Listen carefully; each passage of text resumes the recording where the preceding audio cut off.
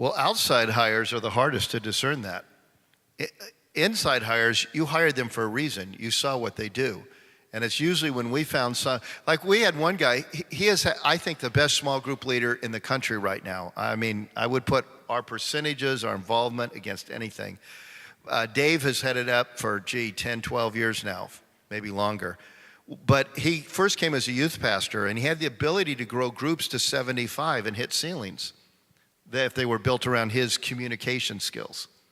So he grew that, then we moved over to college, he grew that. Everywhere he kept hitting these ceilings, and we'd move him where we needed to grow up to kind of that ceiling.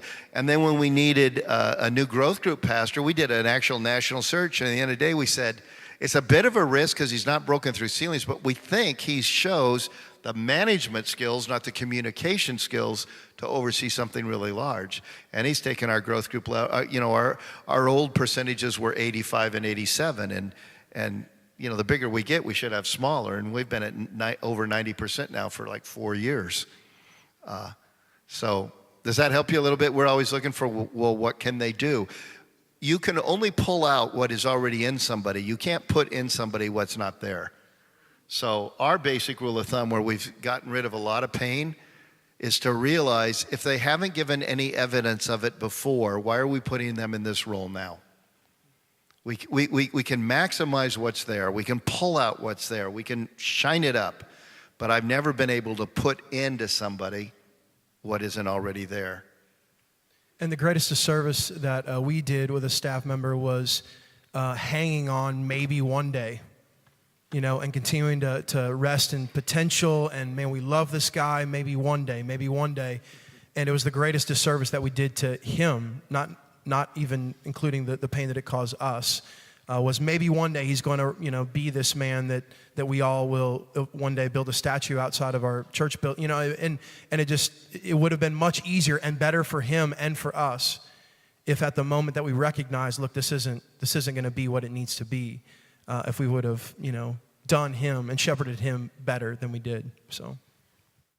The truth is that in churches and in organizations that people's skill sets, or the organization outgrows people's skill sets. So very good, very kind, very Christian men and women have, exceeded their maximum of what they can provide. And your church has grown to a level that their model of doing ministry, or the way that they do it, or their gifts and their talents cannot grow as the organization did. And so you have to have some very important conversations. But I would agree with you. Sometimes they're the hardest conversations to have, and they do happen prayerfully and over time, and you have to prepare for those. But you will find maybe the person not understanding it even in the time that it's happening.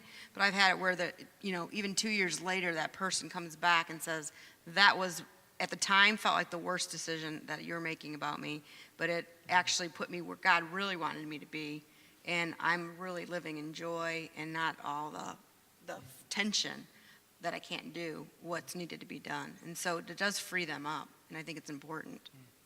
I would say this, that the other thing too is that good leaders have 90% of the conversation, and great leaders or intentional leaders have the last 10% of any difficult conversation. And lots of us don't have that last 10%. And that's where transformation lives. And that's really the important part of any conversation, especially when you're talking about developing people and moving them.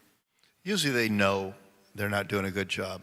So it's a little bit of, I love you too much to let you live in this kind of stress, doing what God has not gifted and equipped you to do. But in the real push and shove, it's, well, we just bought a house.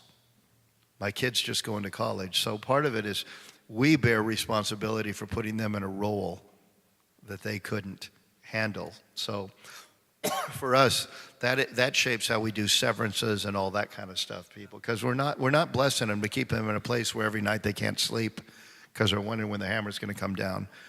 But it doesn't mean I have to be a butthead and say, here's 2 weeks, get out of here.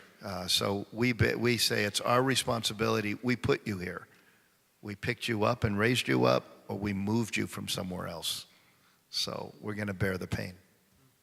I don't know that there is a principle, but I talk about orientation with our staff. orientation to a number of different things and number of different applications, but orientation to the mission, I think, addresses what you're talking about. And if you keep having to move the mission to where they are shooting their arrows, as Larry used that analogy so adequately earlier, then obviously the decision has been made. You're either going to change the mission or you're going to change the individual, move that individual. So it's a principle of orienting them to the mission. And I do believe gift sets don't serve the same at different levels of the church's life, and that hard decision has to be made, and there's really probably only one person that can make it, the top 10%, and whoever that is has to be willing to say, we're going to orient to the mission or we're going to orient to the individual.